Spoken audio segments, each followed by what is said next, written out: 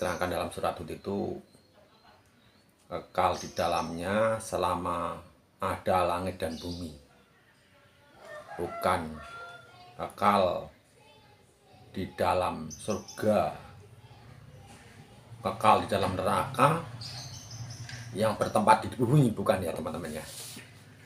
Kemudian juga diterangkan di surat lain ya, Al-Baqarah ya, ayat 281. Bagi saya yang orang awam, tidak paham Quran, tidak bisa menafsirkan semaunya sendiri teman-teman ya.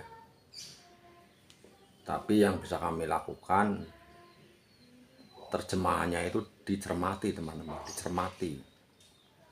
dicermati, maknanya dicermati, terjemahannya untuk dicermati maknanya ya. Mereka di neraka kekal selama ada langit dan bumi.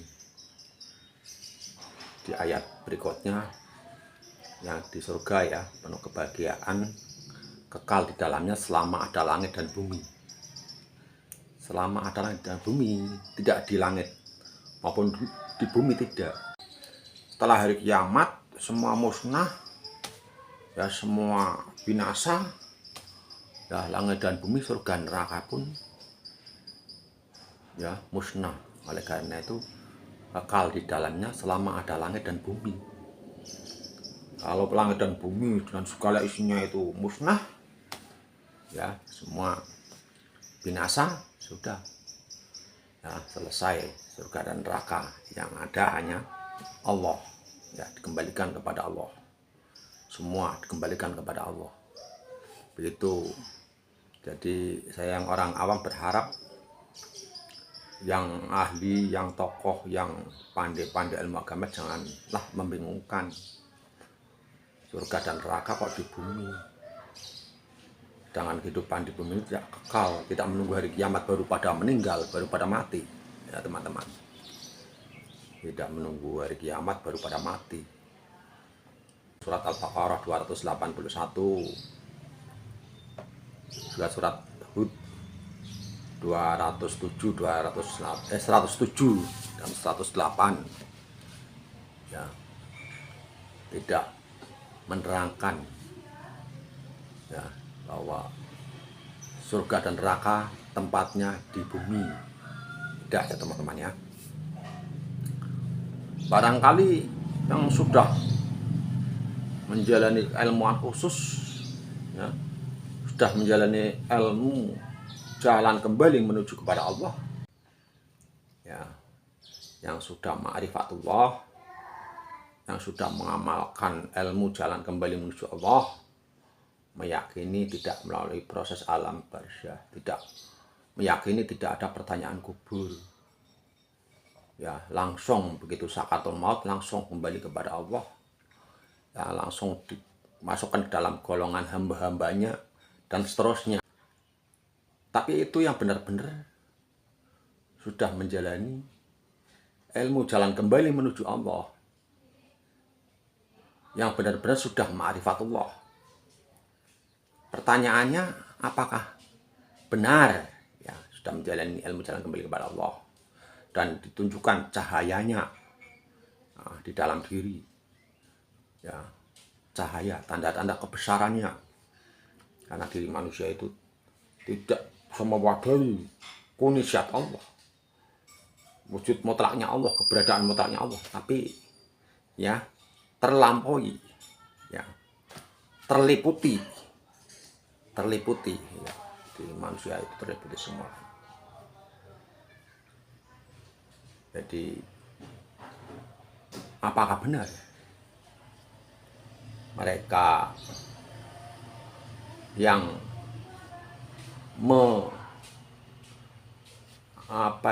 menafikan adanya siksa kubur, adanya surga dan neraka, meyakini itu bisa saja barangkali karena merasa sudah ma'rifatullah atau menjalani ilmu jalan kembali teman-teman.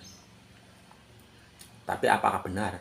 Nanti jangan-jangan itu hanya pengertiannya saja, ya, banyak menguasai hasanah pengetahuan tentang ma'rifatullah, pengertiannya ya yang selalu diumbar, tetapi jangan-jangan bagaimana ilmunya seperti apa, bagaimana cara menjalaninya, apa pencapaiannya, ya, yang ditemui secara spiritual. Sinkron nggak, selaras nggak dengan apa yang disampaikan, dengan apa yang diklaim, ya, karena harus sinkron, ya, teman-teman. Karena ma'rifatullah itu jalan kembali menuju Allah itu ilmu khususnya khusus. Tidak cukup pakai rasa, tidak cukup pakai klaim, tidak cukup pakai ngerti, mengetahui, ya, tidak cukup. Tapi mana keilmuannya, bagaimana cara menjalaninya, apa jisbahnya yang ditemui secara spiritual, secara mata rohani. Itu teman-teman.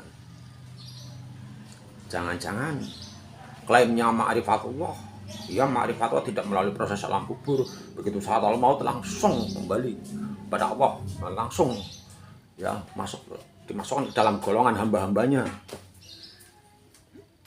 Tapi jangan-jangan, ya, dicermati praktek-prakteknya, dicermati torekotnya, cara menjalani keilmuannya, jangan-jangan sebatas ilmu hikmah, ya teman-teman. Ya, sebatas ilmu hikmah, zikir begini supaya begini, zikir begini agar begini, ya, wirid ini supaya ini, supaya bisa ini, bisa itu, terus mengaku sudah ma'rifat. Ma'rifatnya dari buku-buku, dari segala sumber, iya ma'rifat, tapi begitu sampai kepada prakteknya, sampai kepada mentorekotnya, sampai kepada menjalaninya, ternyata itu ilmu hikmah. Yang ilmu hikmah itu ya termasuk golongan, masih golongan ilmu umum syariat, teman-teman. Menjalani ini, syaratnya menjalani ini supaya bisa ini, supaya berwibawa, supaya rezekinya berlimpah, supaya berdaya, supaya sakti. Itu ilmu hikmah, masih tergolong ilmu syariat.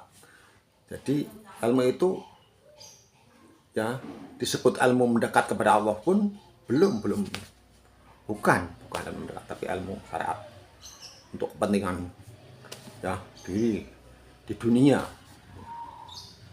ya, masih disebut ilmu mendekat pun belum, ya.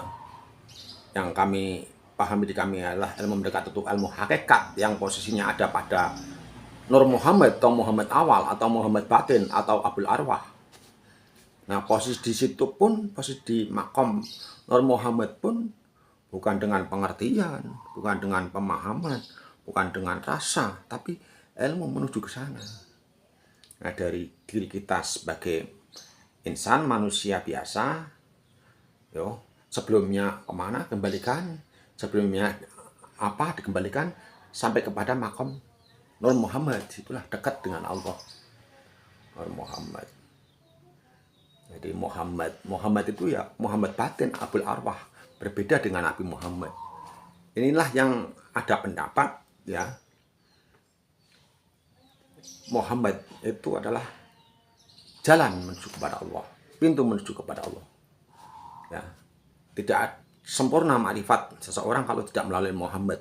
Itu bukan kita mengkultuskan Nabi Muhammad, tapi ini adalah keilmuan, ilmu, ya, ilmu yang mana menuju kepada Allah itu muaranya melalui Nur Muhammad. Ya, kalau dikatakan jalan, ya, menuju kepada Allah, sebenarnya bukan harus melalui Nur Muhammad saja, atau Muhammad awal, atau Muhammad batin, atau Muhammadi saja, tapi juga harus melalui Adam. Kita insan kan dari tanah. Jadi dikembalikan, kembali itu dia dikembalikan, ya. Kembalikan artinya kembalikan, ya, dikembalikan sampai akhirnya tadi ya, ilmu hakikat atau ilmu mendekat itu posisinya pada Nur Muhammad. Nah, berbeda di kata ilmu ma'rifat, ya, posisinya naik lagi dari Nur Muhammad, naik, ya, sampai pada Allah. Disitulah secara alamiah, secara keilmuan, secara spiritual, secara otomatis fana, ya, naik sampai kepada Allah tuh fana oleh kebesaran Allah, ya. Jadi fananya itu setelah sampai, bukan sebelum sampai kepada Allah kita memfanakan diri, mengosongkan diri, menirikan diri, kemudian yang ada itu Allah. Bukan gitu. Nah, kalau diri ada, Allah berarti tidak ada, bukan begitu konsepnya. Diri tidak ada ataupun ada, Allah tetap ada. Surga dan neraka itu ada, alam kubur ada. Perlunya itu itulah diturunkan agama untuk membimbing kita manusia, ya, berbudi pekerti baik kepada sesamanya, juga baik kepada Tuhannya, ya, baik kepada sesamanya tapi tidak baik kepada Tuhannya, ya. Apa istimewanya teman-teman? Baik kepada sesamanya, rajin ibadah, apa semua dermawan, tapi tidak baik kepada Tuhannya karena tidak mau mengindahkan, ya, jalan kembali, disuruh kembali tidak mau berupaya untuk kembali, ya. Pada endingnya kembali kepada Allah. Kita semua akan kembali kepada Allah.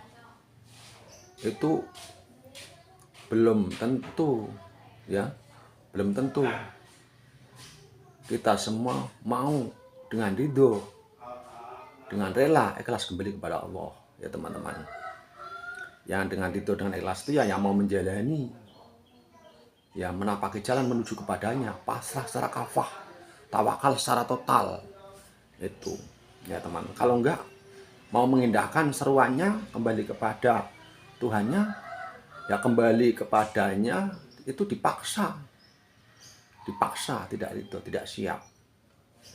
Jadi kembali kepadanya, semua akan kembali ke bawah, tapi belum tentu, ya, semua dengan ridho mau kembali kepadanya, ya.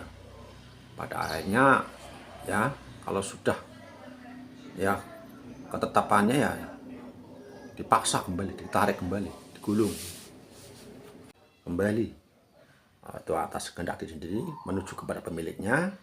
Tapi kalau dikembalikan itu dipaksa kembali oleh pemiliknya.